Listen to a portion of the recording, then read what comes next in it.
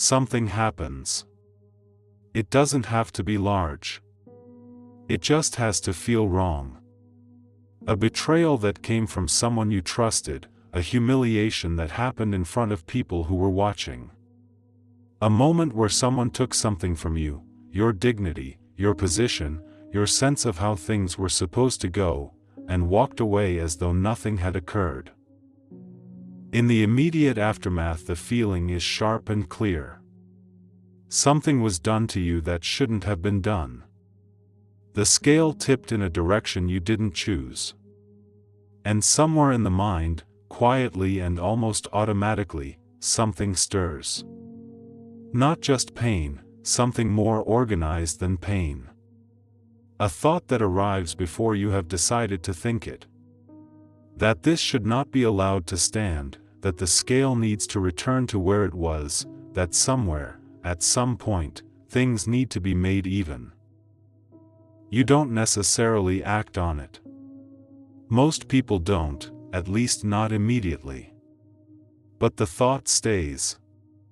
It visits at unexpected moments, in the middle of a conversation about something else entirely, in the quiet just before sleep, on an ordinary afternoon when nothing in particular has happened to bring it back. It arrives and presents itself with a kind of calm certainty. That balance is still possible, that the right moment will come, that when it does, something will finally be restored. There is a strange comfort in that thought. Not a warm comfort, more like the comfort of a plan.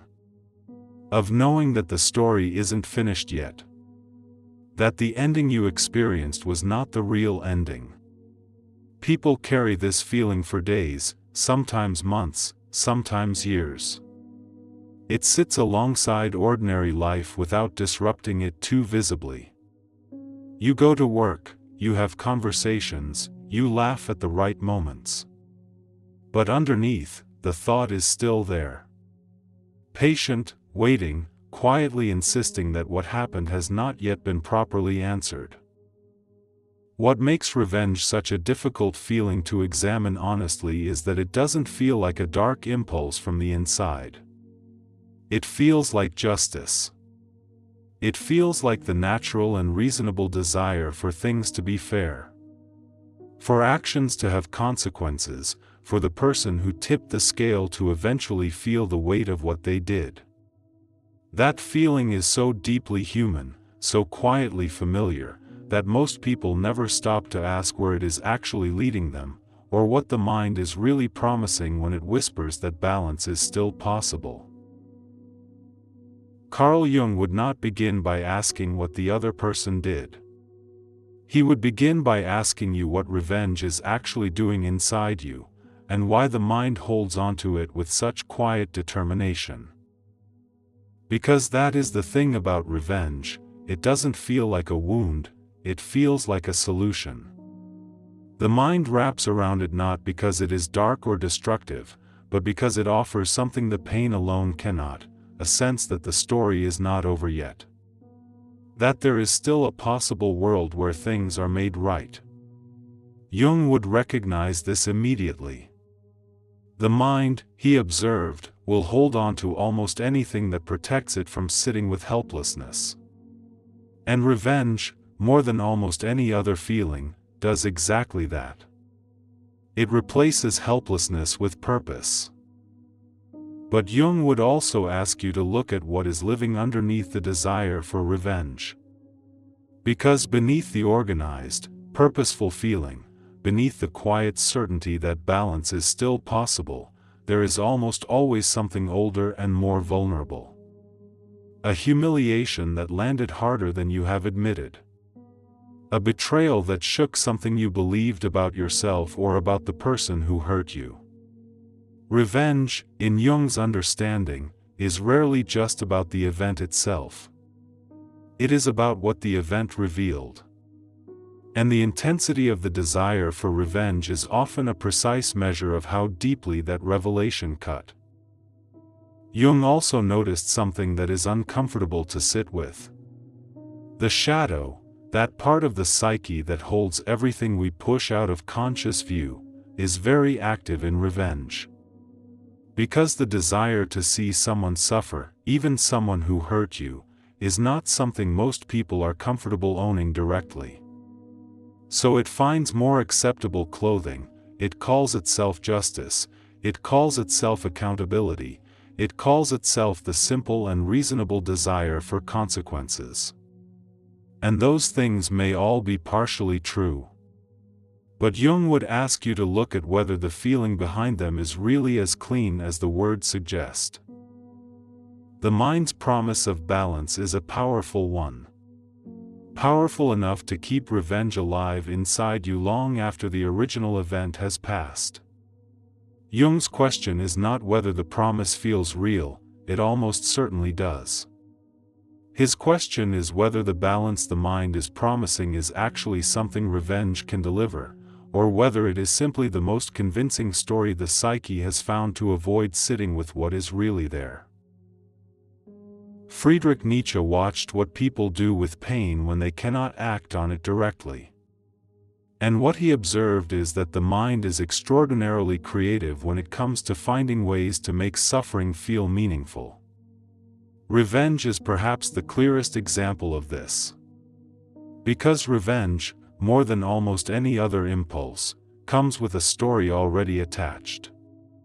A story that feels not just reasonable but morally necessary. The story goes like this. Something was done that should not have been done. The person who did it has not been made to feel the weight of it. And until they do, something in the world remains unfinished, out of order. Wrong in a way that only one specific outcome can correct. Nietzsche would recognize this story immediately. Not because it is dishonest exactly, but because of what it is doing for the person telling it. It is turning pain into purpose, it is turning helplessness into a plan. And most importantly, it is turning the desire to see someone suffer into something that feels like justice. This is where Nietzsche's idea of ressentiment becomes particularly sharp. Because the desire for revenge rarely announces itself as a desire for revenge. It announces itself as a desire for fairness. For accountability, for the simple and reasonable idea that actions should have consequences. And from the inside, that framing feels completely accurate. It doesn't feel like a dark impulse dressed in respectable language, it feels like a legitimate and even admirable position. The person pursuing revenge is not driven by bitterness, in their own telling. They are driven by principle. Nietzsche would ask you to look at the timing of that principle. To notice that it arrived immediately after the hurt. That it applies with striking precision to the one specific person who caused the pain. That it somehow never quite extends to the moments when you yourself may have tipped someone else's scale. The principle feels universal. But its application is very selective. And that selectivity, Nietzsche would suggest, is worth examining honestly. What revenge gives the person carrying it is a version of themselves they can respect.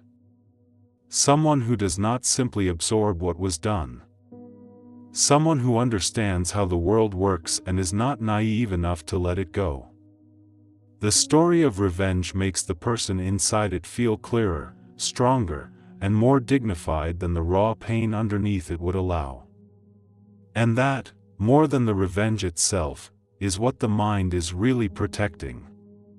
Not balance, not justice, but the story of a self that was not simply broken by what happened. René Girard noticed something about revenge that is easy to miss because it feels so natural from the inside. When someone hurts you, the response that forms is almost perfectly shaped around what was done. You don't invent a new kind of harm, you mirror the original one. The scale tipped in one direction, and the mind reaches instinctively for something that will tip it back by exactly the same amount. Girard called this mimetic, the idea that we imitate, almost automatically, even in our desire to retaliate. The injury teaches you the shape of the response. What Girard observed is that this mirroring creates something neither person originally intended. Because the person on the receiving end of your revenge does not experience it as balance being restored. They experience it as a new injury. One that now requires its own response. And that response will be shaped, again, around what was just done to them. Girard watched this cycle with great clarity. Each retaliation feels like justice to the person delivering it and like aggression to the person receiving it. And so it continues. Not because either person is particularly vindictive, but because the logic of revenge carries its own momentum. It moves forward by itself, long after the original wound has been buried under everything that followed. Arthur Schopenhauer would sit with the person carrying revenge and ask a quieter question. Not about the other person, not about what they deserve, but about what the desire for revenge is actually costing you while you carry it. Schopenhauer understood human beings as creatures driven by a restless, relentless will, always reaching, always wanting, rarely satisfied. And revenge, in his view, is one of the will's most seductive promises. It offers relief, it offers the feeling that the restlessness will finally stop once the balance is restored. But Schopenhauer was honest about what actually happens when revenge is achieved. The relief, when it comes at all, lasts far less time than the carrying did. The will finds something new to reach for. And the person who spent months or years waiting for the moment of balance discovers that the moment, when it arrives, is quieter than the story promised. What Girard and Schopenhauer together point toward is something worth sitting with. Revenge feels like the end of something, like the final chapter that closes the story properly. But in almost every case, it is not an ending at all, it is simply the next beginning. And the question worth asking is whether the story the mind has been promising you is one that can actually be finished, or whether it was always going to ask for one more chapter.